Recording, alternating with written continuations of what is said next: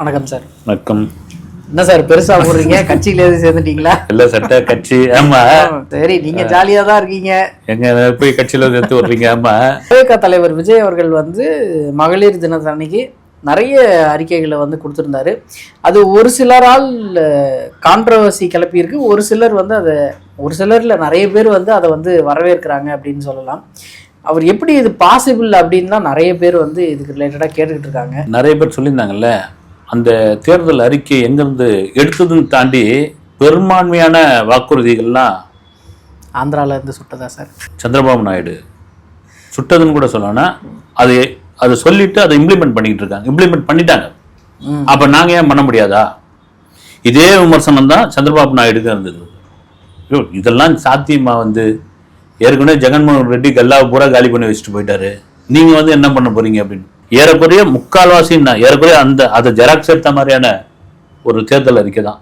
இதெல்லாம் எங்கப்பான்னு இதை அவர் செஞ்சுக்கிட்டே வராரு. வந்து இப்போ எங்களால் செய்ய முடியாதான் இந்த பக்கம் வருது. சரி, விஜய் வரட்டும், செய்வார் அப்படின்னு. கான்ட்ரவர்சி வரதான் செய்யும்.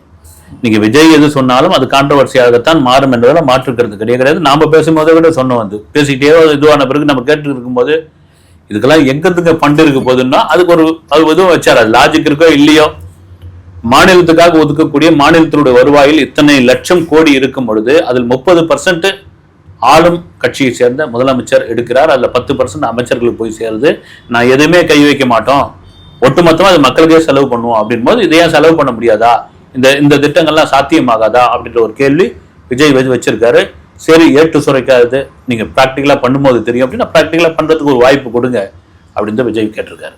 த்ரிஷா விஜய் அவர்களுடைய அந்த விஷயம் வந்து அவங்க எப்போ வெளியே வந்தாங்களோ அப்பையிலேருந்து அதுக்கு ரிலேட்டடாக நிறைய கான்ட்ரவர்சிஸ், நிறைய பேர் வந்து அதை நார்மலைஸ் பண்ணுற மாதிரி பேசிக்கிட்டு இருந்தாங்க. அது அவங்க வெளியே வந்தாங்க, ஓகே ரைட்டு, பட் அடுத்து வந்து யார் வீட்டில் தான் இது இல்லை, எல்லார் வீட்லேயுமே தான் இது இருக்குது அப்படின்னு சொல்லி எல்லாருமே வந்து இது டிவிகே சார்பாக வர்றவங்களாம் ரொம்ப நார்மலைஸ்டாக பேசிக்கிட்டு இருக்காங்க. தவறான ஒரு விஷயம் சைமன். அது நீங்கள் யார் நார்மலைஸாக பேசினாலும் சரி, யார் சப்பக்கட்டு கட்டினாலும் சரி, யார் முட்டு கொடுத்தாலும் சரி, அது சரியான ஒரு விஷயம் கிடையாது. 26 வருடம் உங்களா கூட ஒரு வாழ்க்கை வாழ்ந்துருக்குறாங்க. ஒரு மகன் ஒரு மகள் இருக்காங்க. எல்லாரும் தோலுக்கு மேலே வளர்ந்துருக்காங்க. 25-20 வயசு ஆகிருக்குது. ஒரு மனைவி வந்து இவ்வளோ ஒரு குற்றச்சாட்டு வைக்கிறாங்க. அதில் வந்து உண்மை இருக்கா இல்லையா, அதில் வந்து அதனுடைய பின்னணியில் வந்து இந்த கட்சி இருக்கா அந்த கட்சி இருக்கா, அரசியல் நோக்கமா, ஏன் இப்போ வந்து தேர்தலுக்கு ஒரு 40 நாளைக்கு முன்னாடி வந்து சங்கீதா ஏன் வந்து இதை வந்து கொண்டு வந்து சேர்க்கணும் அப்படின்னு தான் தாண்டி வந்து ஒரு பெண்ணுடைய கண்ணீர் அப்படின்ற ஒரு விஷயம் இருக்குல்ல, அது உண்மையா பொய்யான்ட்டு நீங்கள் அப்புறமா அதுவும் வந்து சொந்த மனைவி வந்து இவ்வளோ பெரிய உச்சத்தில் இருக்கக்கூடிய தன் கணவர் ஒரு அரசியலையும் ஒரு சினிமாவிலையும் இவ்வளோ பெரிய வரவேற்பை பெற்றுக்க அவங்க பார்த்துருக்க மாட்டாங்களா அப்படின்னு ஒரு குற்றச்சாட்டு வைக்கும் பொழுது, நான் ஒரு நடிகைன்னு தான் சொல்லுவேன். அந்த நடிகையுடைய பேரை சொல்ல மாட்டேன். தேவைப்பட்ட அந்த நடிகையுடைய பேரை சொல்லி அவங்க சம்மந்தப்பட்ட புகைப்படத்தை கூட நான் வெளியிடுவேன் பொழுது அதே அவங்களே ஒரு கிசு மாநிலம் சொல்லி இருக்கும்போது திடீர்னு ஒரு கல்யாணத்துக்கு நீங்க கூப்பிட்டு வர்றது சரியான ஒரு விஷயம் கிடையாது. அது தவறு தான். நீங்க சொல்றாங்களே சார் ஃப்ரெண்ட்ஸ் அப்படின்னு சொல்லி, அப்படி பார்த்தா விஜய் கூட நடிச்ச அத்தனை கதாநாயகங்களும் ஃப்ரெண்ட்ஸ் தான். வந்து பேரை சொல்ல விரும்பல, நான் அத்தனை கதாநாயகங்களும் ஃப்ரெண்ட்ஸ் தான். வந்து கூட்டம் சங்கவி சுவாதி சொல்லிக்கிட்டே போகலாம் சொல்றேன் நான். வந்து அது அப்படி கிடையாது. தொடர்ச்சியாக சோசியல் மீடியாவில் உங்களையும் த்ரிஷாவும் தான் இணைச்சி வந்து கிசுகிசுகள் வந்துருக்குது. ரொம்ப மோசமான கிசுகிசுக்களாக வந்துகிட்டு இருக்கு. இதுவாக இருக்குது. அதுக்கெல்லாம் பதில் சொல்ல விஜய் மேலே இது பண்ண தான் செய்வாங்க. வந்து ஒரு நடிகர்னாலே இதுதான் வந்து குற்றச்சாட்டாக வைக்க முடியும். நீங்கள் விஜயை வந்து அரசியல் ரீதியாகவும் மற்ற விஷயங்களும் என்னென்னவோ பஞ்ச் பண்ணி பார்த்தாங்க. இதுவாக அவருடைய பர்சனலாகவும் உளவியல் ரீதியாகவும் பண்ணியிருக்காங்க அப்படின்பொழுது ஆமாங்க நான் இப்படி தாங்க அப்படின்ற விஷயத்தை விஜய் செஞ்சிருக்க கூடாது என்பதுதான் என்னுடைய ஆணித்தரமான கருத்து. சரி, இப்போ வந்து திரை பிரபலங்கள் வந்து ஒருத்தரா இதுக்கு ரிலேட்டடாக பேச ஆரம்பிக்கிறாங்களோ அப்படின்னு ஒரு இது ஓடிக்கிட்டு இருக்கு. ஏன்னா ரீசெண்டாக 2-3 நாட்களில் தொடர்ந்து 2-3 பேர் வந்து இதுக்கு ரிலேட்டடாக பேசியிருக்காங்க. ஃபஸ்ட்டு சமுத்திரகனி அவர் பேசினார். அடுத்து பார்த்திபன் அவர்கள் வந்து பேசியிருக்காரு. அவர் பேசினதில் என்ன ஹைலைட்னா, அவர் பேசினதை வந்து பெருசாக யாரும் பார்க்கலன்னு நினைக்கிறேன். அதுக்கப்புறம் ஒரு ட்வீட்டு தான் பயங்கரம். உண்மையாக சைமன், அது வந்து இது நல்ல ஒரு பிரமாதமான ஒரு பாயிண்ட்டை நீங்கள் சொன்னீங்க. வந்து ஒரு விழாவுக்கு போயிருக்காரு, ஒரு சேனலுடைய தனியார் சேனலுடைய விழாவுக்கு போயிருக்காரு. அது உண்மையிலேயே நானே கூட அதை பெருசாக பார்க்கல. நான் வந்து சோஷியல் மீடியாவில் இருக்கோம், நமக்கு தெரியுது. சாதாரண ஆட்களோட இல்லை, ரேபிட் ஃபயர் அப்படின்வாங்க இல்லைங்களா, அதில் டக்குன்னு புகைப்படத்து பண்ணால் கடைசி நேரத்தில் வந்து டக்குன்னு ஒரு ஸ்க்ரீனில் த்ரிஷாவுடைய படத்தை, அதுவும் பொன்னியின் செல்வன் படத்தை போட்டோன்னா டைமிங்கில், ஏன்னா பார்த்திபன் மாதிரியான ஒரு திரைக்கலைஞர்கள் வந்து அந்த டைமிங் வந்து ரொம்ப முக்கியமான ஒரு விஷயம். நீங்கள் பார்த்திபன் கூட பேசியிருந்தீங்கன்னு வச்சுங்க, பொழுது போகிறதே தெரியாது. அவ்வளோ பிரமாதமாக பேசிகிட்டு இருப்பார். அவ்வளோ நுணுக்கமாக எதிரி முனையோடு அவ்வளோ சம்பவங்களை நீங்கள் ஒரு விட்டு அடிக்காரன்னு தெரியாது, கொஞ்ச நேரம் படுத்து சார் என்னங்கன்னு சிரிக்க தோணும். அது ஒரு பெரிய கலை, அது எல்லாருக்கும் வந்துடாது. அப்படி காலக்கும் போது ஒரு குந்தவை ஸ்டில் காமி, ஏன்னா பொன்னியின் செல்வர் அவரும் நடிச்சிருக்காரு. ஆமாம், குந்தவை அவங்க கொஞ்சம் வீட்டில் குந்தவை அப்படின்ட்டார். ஒரு கவிதையை ரசிக்கலாம், ஆனால் வாசிக்க முடியாது அப்படின்னு எக்ஸ்ட்ரா ஒரு இதுவும் போட்டார். அது முடிஞ்சு போச்சு. அதை போட்டு ட்விட்டரில் போட்டு யாரெல்லாம் பார்க்குறதுல அது என்ன அதிகபட்சமாக ஒரு 1.5 லட்சம் பேர் பார்த்துருப்பீங்களா, பாருங்க ஒரு 10 கோடி பேர் பாருங்கன்ற நினைச்சிட்டு திருஷா பண்ணியிருக்காங்கன்னா, எனக்கு என்ன தோணுதுன்னா, விஜய் சங்கீதாவை கூட நீங்க நம்பிடுங்க, ஆனா இவங்களை நம்பாதீங்க. நான் சொல்ல, சோசியல் மீடியாவில் எழுதியிருக்காங்க. டிவிகேவுடைய தொண்டர்களா விஜயோடைய ரசிகர்களை தாண்டி, அண்ணா நீங்க அண்ணியை கூட நம்பிடுங்க, இவங்களை நம்பாதீங்கன்ற அளவுக்கு எழுதுங்க. ஒரு பாருங்க, ஒரு தேரை எழுத்து தெருவில் விடுற கதை தான் அவர் பார்த்திபன் உடனடியா ஒரு மன்னிப்பும் வருத்தமும் எங்கிருந்து ஆரம்பிச்சதுங்க. நயனா நாகேந்திரன்ல இருந்து மன்னிப்பு கேட்டு மறுபடியும் இது ஆகி, எனக்கு தெரிஞ்சு பாத்தீங்கன்னா ஒரு பழைய இன்டர்வியூ ஒன்று இருக்குது த்ரிஷாவது, நீங்க பார்த்துருப்பீங்கன்னு நினைக்கிறேன். இல்லையா, லேசா சமயத்துல எடுத்ததா, மௌனம் பேசிய சமயத்துல எடுத்ததான்னு தெரியல. 10 வருஷத்துல உங்களுடைய லட்சியம் என்ன, அடுத்த 10 வருஷத்துல அப்படின்னா நான் சிஎம் ஆக போறேன் அப்படின்னு. உண்மை அந்த லட்சியம் இன்னும் உள்ள இருந்துகிட்டே இருக்குதா என்னன்னு தெரியல. அது பாருன்னு யாரோ சும்மா போனவும் இப்போ கடந்து போயிருப்பாங்க, இது தூக்கிட்டு இங்க வச்சு இது இவ்வளவு பேர் பார்க்க வச்சுட்டீங்க அப்படின்னா இதுல ஏதோ ஒரு திட்டம் இருக்கிற மாதிரி எனக்கு தோணுது. விஜய் கவனிக்கவும். விஜய் அவர்கள் தொடர்ந்து அவங்க கட்சி ரிலேட்டடாக நிறைய நியூஸஸ் வந்துட்டு இருக்கு. அதில் 12ஆம் தேதி ஆர்ப்பாட்டம் நடத்த போகிறதா நியூஸ் ஒன்று ரிலீஸ் ஆகிருக்கு. அப்புறம் நாளைக்கு 10ஆம் தேதி நேர்காணல் வைக்க போகிறாங்க அப்படின்னு சொல்லியும் நியூஸ் வந்தது. பட் திடீர்னு சிபிஐ சைட்ல இருந்து விஜய் அவர்களை நேராக ஆஜராகணும் அப்படின்னு சொல்லி சம்மன் அனுப்பியிருக்கிறதாவும் நியூஸ் வந்தது. ஜனநாயகன் இன்னைக்கு சிபிஎஃப்சி போர்டு பார்க்க வேண்டியதாக இருந்தது, அதுவும் தள்ளி போயிடுச்சு. இது எல்லாம் ஏதாவது கனெக்ஷனா சார்? மாற்றி மாற்றி அங்கங்கே அடிக்கிற மாதிரி இருக்கு. ஆமாம், நீங்கள் சொல்கிற மாதிரி விஜய் அரசியலுக்குள்ளே வந்ததுலேருந்தே எல்லாருக்கும் ஒரு பெரிய தொந்தரவாக தான் இருக்குது. தொந்தரவுன்னு தான் சொல்லலாம். நம்ம நீ நடிச்சுன்னு இருக்க வேண்டியது தானே, ஏன் இப்படி வந்திருக்கிறேன்னு. இதை விஜய் சரியாக எடுத்து கையாளுகிறாரா, விஜய் இதை கரெக்டான அரசியல் கொண்டு போகிறாரு, அது விஜய்க்கும் மற்றவங்களுக்குமான விஷயம். நீங்கள் சொன்ன மாதிரி நாளைக்கு மறுநாள் ஒரு ஆர்ப்பாட்டம் இருக்குது. நாளைக்கு பார்த்தீங்கன்னா நேர்காணல் அப்படின்ற ஒரு விஷயம் பேசியிருக்காங்க. 234 தொகுதிக்கு நேர்காணல், அது தனித்தனியாக தேவைப்பட்டால் வீடியோவில் கூட நேர்காணல் பண்ண, ஆனால் வீடியோவில் பண்ணக்கூடாது எனக்கு தெரிஞ்சு. நேரடியாக விஜய் உட்காந்து நேர்காணல் ரொம்ப முக்கியமான ஒரு விஷயம். அது எப்படியும் பகுதியாக தான் பண்ணுவாங்க, ஒட்டுமொத்தமாக பண்ண மாட்டாங்க. திடீர்னு பார்த்தா சிபிஐ சம்மன் வந்திருக்கு அப்படின்னு வழக்கறிஞரை வச்சு அதை சம்மன் இது பண்ணுவாங்களா, வீடியோ காலில் பேசுவாங்களா, அல்லது டெல்லியெலாம் வர சொல்லி சம்மன் கொடுத்துருக்காங்க, அதுக்கு ஒரு பதில் மனு தாக்கல் பண்ணுவாங்க. இது எல்லாம் பார்த்தீங்கன்னா இந்த தேர்தல் நெருங்க விஜய்க்கான இது ஒரு நெருக்கடின்ற சொல்றதுல எந்தவித மாற்று கருத்தும் கிடையாது. அது காரணம் என்னன்னா, விஜயோடைய அந்த பூம் அரசியல், அந்த பூம்ன்ற வளர்ச்சி, விஜயோடைய அந்த செல்வாக்கு போகிற மேடுகள்லாம் வருகிற கூட்டம், அது இதை கடந்துதான் ஆகணும். இதையெல்லாம் மீறி விஜய் சந்தித்து தான், இந்த தேர்தலை சந்தித்து தான் ஆக வேண்டும். சார், டிவிகேன்ற கட்சி ஆரம்பித்து 2 வருஷம் தாண்டி போயிட்டுருக்கு.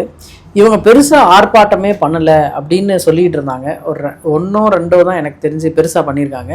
அப்படி இருக்கும்போது இப்போது திடீர்னு ஆர்ப்பாட்டத்தை கையில் எடுக்கிறோம் அப்படின்றது இந்த எலெக்ஷனுக்காகவா சார், இல்லை நிஜமாவே இவங்க இல்லை அவங்க ஆர்ப்பாட்டம் பண்ணியிருக்காங்களே. ஒன்றும் கேட்டால் அந்த விருந்தினர் மாளிகையில் ஒரு லாக்அப் டெத்து சம்மந்தமான ஆர்ப்பாட்டத்தில் கூட விஜய் வந்திருந்தார், அவ்வளோ பேரை காக்க வச்சுருந்தாங்க. அப்புறம் அவங்க கட்சி சார்ந்தவர்கள்லாம் விஜய் இல்லாத ஆர்ப்பாட்டமாக பண்ணியிருக்காங்க. அப்புறம் திருமண மண்டபத்தில் கூட கைது பண்ணி டி நகரில் வச்சுருந்தாங்க. அப்புறம் பார்த்தீங்கன்னா இப்போ பார்த்தீங்கன்னா இந்த தெருமுறை கூட்டம் மாதிரி பிரச்சார கூட்டம், தெருமுனை கூட்டங்கள்லாம் தொடர்ச்சியாக ஆதவர்ஜுனா தலைமையில், குஷியான தலைமையிலாம் நடந்துகிட்டு இருக்கு.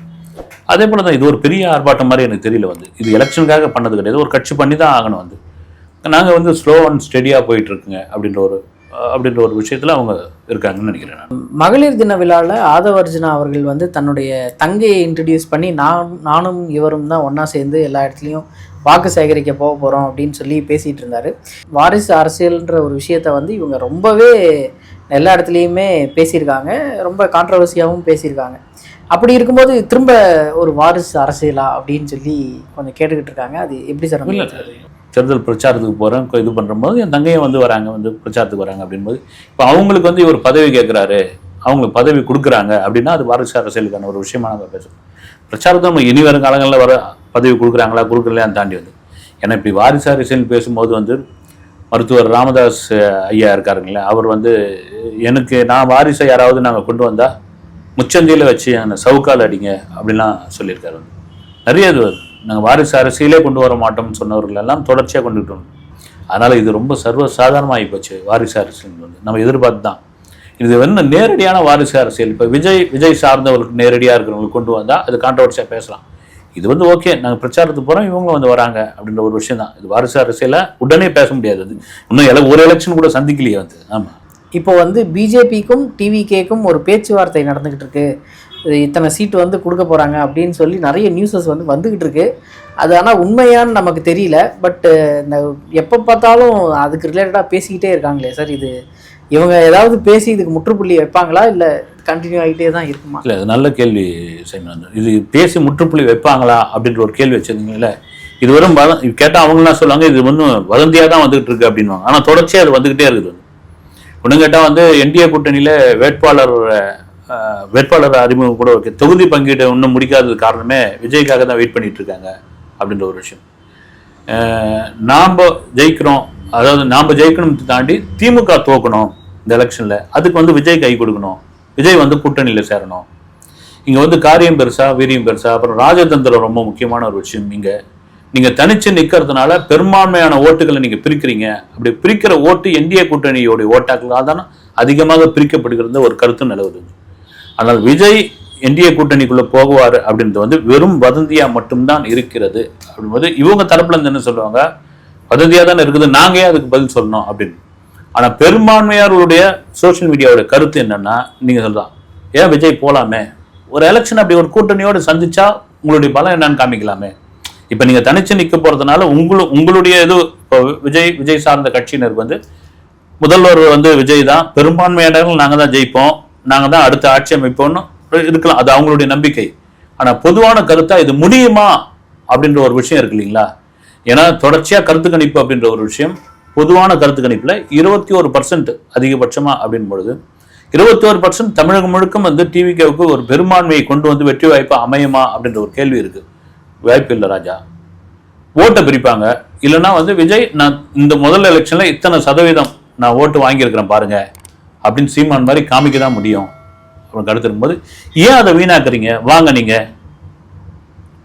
இது எந்த அளவுக்கு உண்மை தெரியல, 100 சீட்டு கொடுக்குறோம் அப்படின்ற மாதிரி விஷயம், அப்புறம் 80 சீட்டு கொடுக்குறோம் அப்படின்னு ஒரு என்டிஏ கூட்டணிக்குள்ள இப்போ திமுக எதிர்ப்பலை, இப்போ திமுக வேணாம் அப்படின்னு சொல்றவங்க, விஜய்க்கு போடுறவங்க இல்லை ஏடிஎம்கே போடுறவங்க, இந்த ஓட்டெல்லாம் சிந்தாம செதறாம நம்ம எடுத்துடலாம் அப்படின்போது விஜய் ஒரு 50 எம்எல்ஏ வராருன்னு வச்சுக்கோங்க, ஒரு 40 எம்எல்ஏ வராருன்னா பலமான ஒரு எதிர்கட்சியாக அல்லது கட்சியாக விஜய் மாறுமையார் என்பதில் மாற்றுக்கிறதுல. இதுல முக்கியமான ஒரு விஷயம், பவன் கல்யாண் இதுல வந்து மத்தியஸ்தரம் பண்ணிட்டு இருக்காரு அப்படின்ற ஒரு தகவல் அதுவும் ஓடிக்கிட்டு இருக்கு.